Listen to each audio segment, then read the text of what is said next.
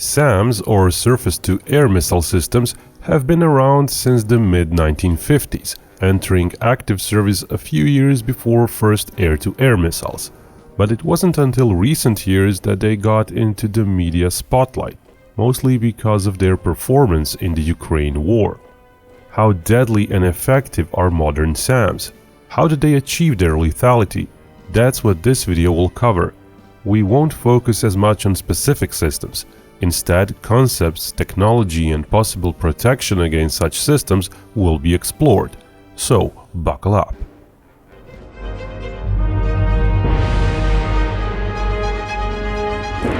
Hey, what is this? A cute Binkov plushie? Well, I guess I could use an adjutant. Come here, little fella, I'll take you home. And you too can take your own Binkov adjutant. Available at Crowdmade store. Yep, we made a Binkov plushie. If you want one for yourself or as a gift, do check out our Crowdmade store. The link is available below in the video description. It's not too small, not too big, perfect for your desk or your shelf next to your military history books. Or you can give it away.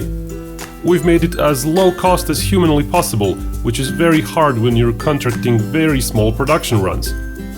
Well, go ahead and treat yourself.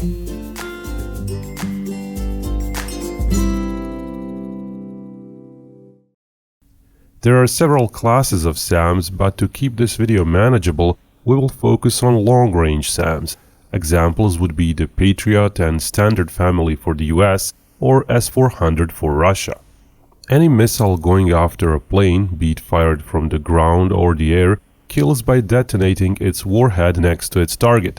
Some modern missiles are so precise they can actually ram into their target, but even those usually also have some explosive warhead to make the interception even more lethal, like the Patriot PAC-3.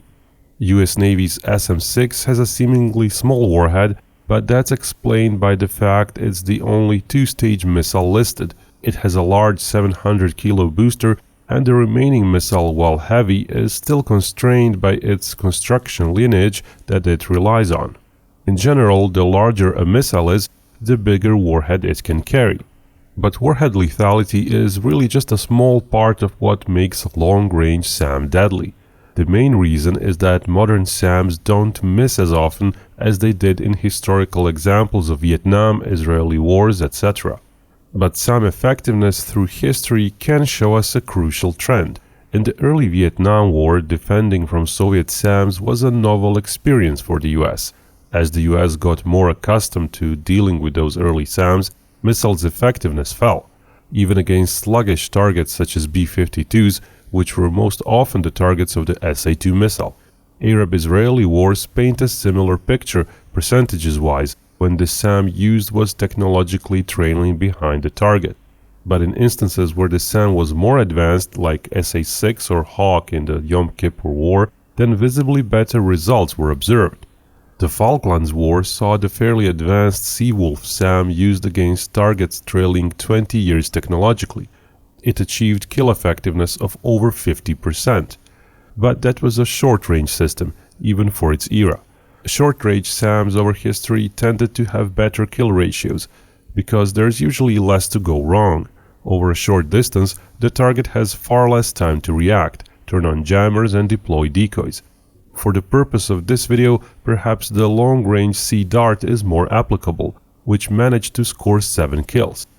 Now, some of all those SAMs mentioned were long-range for their era, but are certainly not long-ranged today. Today, SAMs such as SM-6 and S-400 are expected to kill fighters at 200 or 300 kilometers away. How do they do it? For that, we need to know how missiles reach their targets and at what speeds. A short-range missile is typically launched against a close target, usually alerted and able to quickly change its position. The best effect is achieved by the SAM going straight, even though the missile will quickly lose speed. But if the target is close anyway, it works.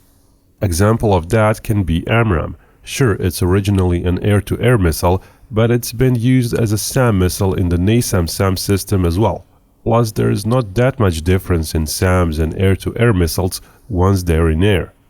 AMRAAM C5 performance was modeled at 500 meters above sea level flying level. NASAM's SAM system can often launch over said altitude. A launch speed is modeled at Mach 0.8, but said added velocity doesn't increase range all that much. It's evident the AMRAAM's top speed is around Mach 3.3 at such conditions, some 6 kilometers or 8 seconds into the flight. The rocket motor is done after that and the missile coasts, losing speed. Speed becomes subsonic at some 22 kilometers away. What about a launch at the same Mach 0.8 speed but from an altitude of 6,000 meters, and with the missile lobbing upwards to the altitude of 26 kilometers? Starting position and speed is of course not similar to a SAM, but the overall trajectory impact on speed is more visible. Missile speed tops out at Mach 4.6 due to much thinner air, where the missile is at some 8,000 meters of altitude. Apogee is reached 45 kilometers away from the launch point, 100 seconds later. Its speed there is just under Mach 2, but there's an interesting kink in the trajectory visible. From that point on, its speed starts dropping off less quickly. The speed graph over distance straightens out a little bit. In fact, the missile becomes subsonic only at 92 kilometers away. Had the line not straightened out, it would have become subsonic at 57 kilometers away. That's what a glide from a fairly high altitude does to a simple, fairly slow AMRAAM class missile. Because of that glide, AMRAAM is still dangerous at medium ranges. But let's now look at long-range heavy SAMs. They enjoy further benefits. Their rocket motors burn for longer. They can enjoy more thrust per weight. They can reach higher altitudes where air is even less dense. In the end, they can achieve higher speeds and trajectories that are even more similar to depressed trajectories of ballistic missiles than they are to trajectories used by medium-range air-to-air missiles. The ballistic missiles generally follow shown trajectories. After their rocket motor burns out, they slow down until they reach their apogee. But they don't slow down nearly as much as AMRAAM did in that previous example. AMRAAM lost almost 60% of its velocity by its apogee. A 400-kilometer range ballistic missile loses some 30% of its velocity, which is quite a bit higher to begin with. That's because the rocket motor was still active, fighting through thicker parts of the atmosphere. Basically, long-range SAMs are much more lethal than AMRAAM at long range because they retain much more speed. One depressed trajectory is also shown, reaching an apogee of 50 kilometers up. Its top speed would be very similar to a non-depressed trajectory one. Its speed after apogee would recover somewhat less quickly, but it would still not lose speed after apogee, like AMRAAM did. Now, long-range SAMs don't really fly at 50 kilometers up. Technically, they could easily reach that high up, but they can't be controllable enough. The air is simply too thin and their fins wouldn't work. NASA tested maneuverability of a generic large missile in the 1980s, little bit smaller than the Patriot missile, at 100,000 feet up, or 30 kilometers, and managed a turn radius of 67 to 126 kilometers at Mach 6, depending on other missile variables. Effectively, those are still values that are okay for a missile making the said turn at 100 or more kilometers away from the target. It all means that if a SAM missile is high up at 30 kilometers and a Mach 2 target turns 90 degrees to the side, there will still be a large enough margin of turn to catch it. NASA's graph suggests the turn radius would increase by over 2 times if the missile was at 120,000 feet up. That's now getting uncomfortably high. If we follow the curve on NASA's graph, it's plausible that at 130,000 feet, or 40 kilometers up, the missile would simply be unable to turn as much as needed to follow a Mach 2 plane, even if said plane was still 100 miles away. So we have estimated that at most 40 kilometers is the apogee of a generic long-range missile that uses fins to turn, against your average tactical combat aircraft. In reality, there might be other factors too, impacting and lowering the apogee. So actual apogee might be around 35 kilometers, give or take. The bottom line is that a modern large SAM missile is much akin to a ballistic missile in its trajectory potential. It can still go quite high up. Though past its apogee, it trades in some of its speed for elongating the path as it glides down. Here are some Iskander ballistic missile class graphs modeling very depressed trajectories, similar to what an S-400 missile might experience. During a shot reaching 250 kilometers in range, the missile went from little over Mach 7 at rocket motor burnout to Mach 5, close to its target. During a shot reaching 370 kilometers, its near-end speed was over Mach 5. S-400's 40 and 6 missile is marketed with top speed of around Mach 6.5 at rocket motor burnout. But given a trajectory similar to what we just showed, its velocity at some 300 kilometers away is likely to be around Mach 4. So, does speed kill the target? Not directly, but such very high speeds do greatly complicate matters for targets. There is less time to react, evade, and deploy countermeasures. For the fighter jet to fight off a missile, it needs to be able to track it and know when it will hit. It's much easier said than done. That's why modern fighters started using missile approach warning sensors. But again, a fast missile can make those less effective. Some approach sensors work using tiny radars, which are range limited. A fast missile won't give as much warning time. Some work using optical and thermal sensors. Those are limited in the sense they can't measure range well. Against long-range missiles, which use radar guidance, immediate countermeasures would include chaff and tiny jammers ejected from chaff decoy dispensers. Chaff is there to confuse the radar inside the missile, giving it clouds of tiny fibers to look at as well, with the plane possibly trying to hide behind one. Tiny expandable jammers aim to blind the radar itself. Both of those methods are fine, but are far from being foolproof. They both work better against smaller missiles with less potent radars, such as air-to-air missiles. Large SAM missiles often have radars with large and sensitive arrays, which can track non-stealthy targets from a few times greater distances than a radar seeker inside an AMRAAM, for example. Furthermore, the planes ejecting decoys need to move sufficiently far away from them.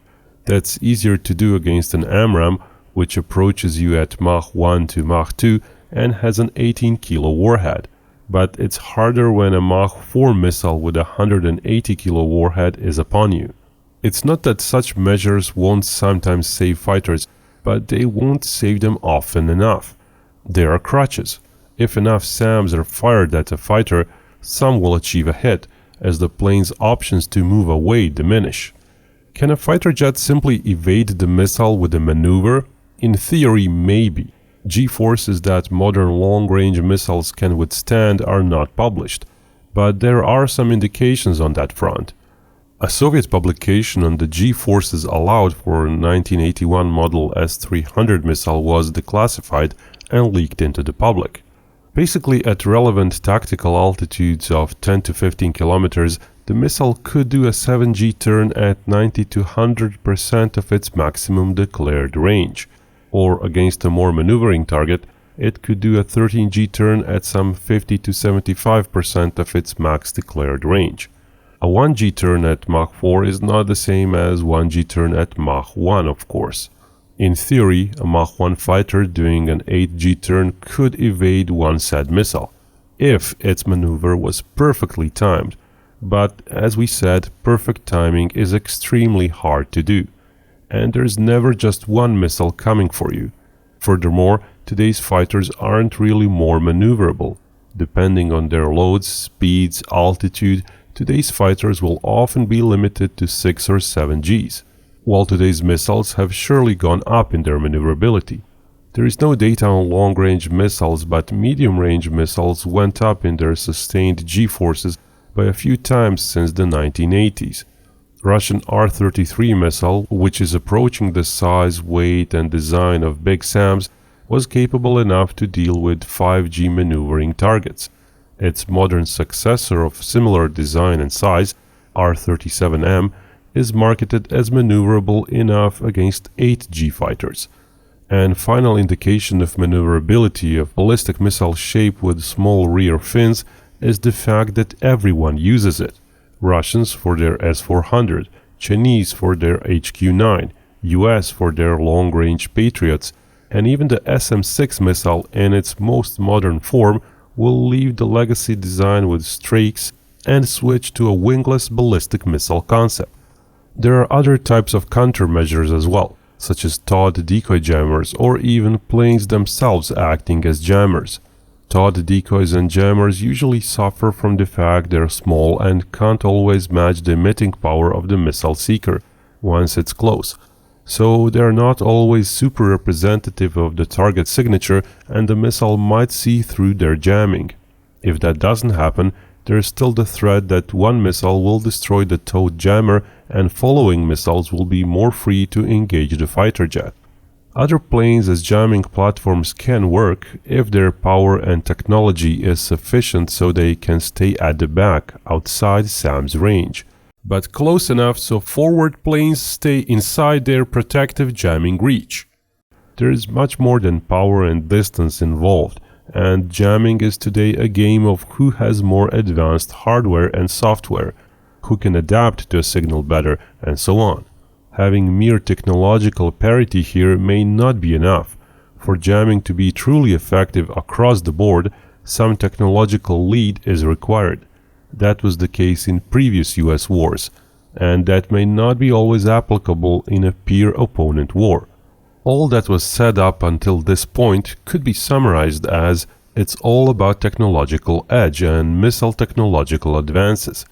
The edge can somewhat be dealt with. You always try to be as advanced as possible, but missile tech advances are different. From those historical examples we mentioned earlier, it's evident that whatever the local technological edge existed during any one war, missiles got more reliable over the decades. Last decent historical examples for SAMs were over 40 years ago. We have some further examples of AMRAAM usage in the 1990s, leading to some 60% hit rate. But still, the trend is there. Beyond visual range, missiles in general got better over the decades. It's impossible to say what hit rate AMRAAM would have had against peer-opponent planes in the 1990s. Maybe it wouldn't be 60%, maybe it would drop to 30 or 20%. But we know that fighter planes generally carry 4 to 6 AMRAAM missiles. The US Air Force surely tested and simulated battles against peer-opponent technology and apparently still decided that at least 20 to 25% hit rates can be counted on against peer technology countermeasures. All that was, mind you, some 25 to 30 years ago. Basically, technology back then in the mid-90s was as superior to late Vietnam War or Yom Kippur War tech as today's technology is superior to mid-90s technology. So, accounting for these last 25 to 30 years, for which we really have no historical data to rely on, who's really to say how much better kill rates modern SAMs got? The trend suggests it's very likely upward of 20%, but could as easily be even 50%. Those are very high and very dangerous percentages, because several missiles are usually used per plane. Multi-missile guidance capacity per single SAM battery has risen considerably through the decades. The threat is now high enough that a good and wide SAM network can effectively shut down an airspace and simply dissuade an opponent from even venturing inside it. And guess what? That's exactly what has happened in Ukraine. At the very start of the war, we had a situation where Ukraine relied on, at best, the end of Cold War SAM technology. They had over 30 S-300 batteries working, covering the country. The Russian Air Force was somewhat more modern, but the gap wasn't really 30 years. Russia didn't have the money to properly modernize either, so many of their planes, even today, feature defensive systems of 2000s vintage. Now, if there were just a few S-300 batteries, the Russians might have said to hell with it and tried to overwhelm the defenses.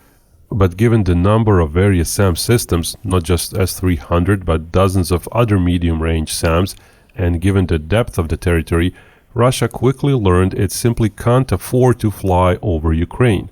despite the fact it had some technological advantage over those SAMs. That's because it lost at least 16 combat planes in the air during the first 3 weeks of the war. Tracking losses locations, one can tell that by April 2022, Russians flew much less over Kiev, and that pretty much all losses from then on happened near the front lines. In 2023, Ukraine was running out of missiles for their Soviet SAMs. Long-range Western SAMs were brought in. Those were roughly of similar tech level as the Russian jets. They had some high-profile success streaks doing ambushes. That's because Russians simply refused to even risk their planes deeper over Ukraine. Even those fairly low Western SAM numbers still keep Russia away.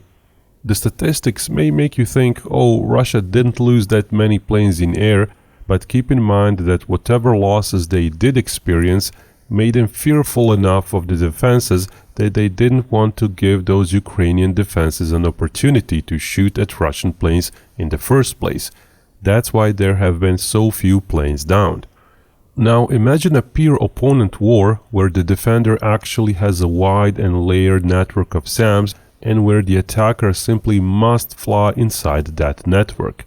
Remember when we said Russia had 16 planes downed or crash in the first 3 weeks? Extrapolate that to entire year and you get almost 280 planes. That's like 30% of the entire Russian fighter jet force. Now imagine Russia tried going against something as potent as the Chinese SAM network, with many more advanced SAMs. It would simply be impossible. The best way to defend against modern long-range SAMs is to go after them.